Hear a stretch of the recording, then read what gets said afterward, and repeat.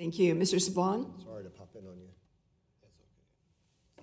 Thank you, Madam Chair, for holding today's hearing. Good morning, everyone. I come from a district where we have a 2-year college, and they do offer 2 4-year degrees, education and business administration. But for the most part, many people in the workforce already are taking online courses and I haven't yet figured out how many are affected by the recent closing of our GOC. But Dr. Heumann, thank you very much for your statement about the correlation of where 29 states have data systems linking post-secondary education with K-12 and the workforce, so making it difficult for states to identify problems and solutions for their educational needs. I'm going to ask that question of our school system if they have that.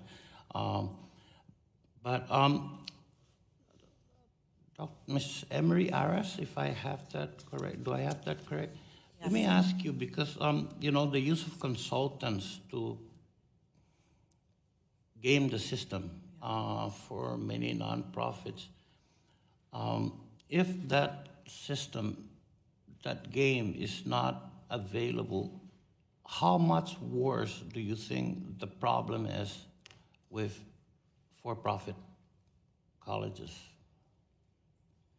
Well, default rates have been traditionally higher for for-profits. I would like to say, though, that we did find that it wasn't just for-profits that were hiring consultants. There were other sectors represented as well. We think that the metric, the cohort default rate, which is one of the government's fundamental ways of keeping the schools accountable and having them have skin in the game, is flawed, as demonstrated by our work, and we think it needs to change. Yeah,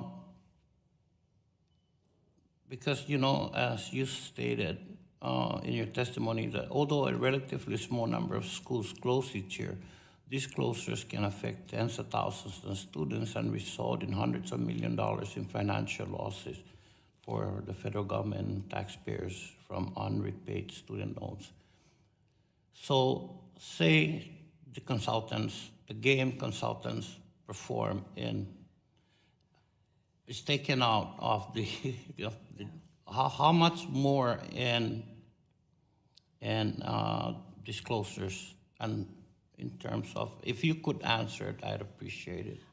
I would say that there would be more accountability and more financial controls for the federal government if the financial composite score was updated as we recommended, because right now, one of the key tools to help deal with closures is this bank letter of credit that schools need to provide when they fail their composite score.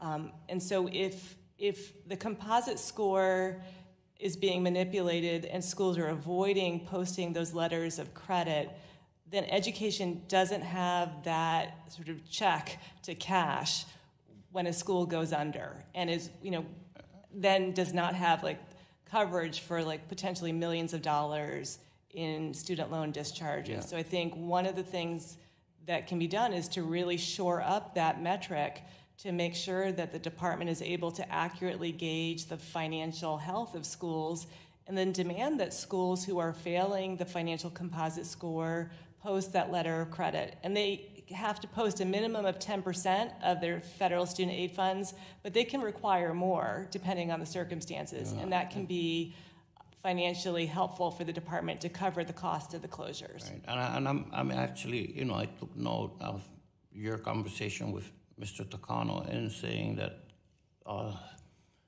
it takes 5 minutes sometimes for a consultant to get a letter of forbearance, or that an institution would go to a bank and get a short-term loan and present that in their balance sheet as a long-term debt. I mean, that accountant license should be taken.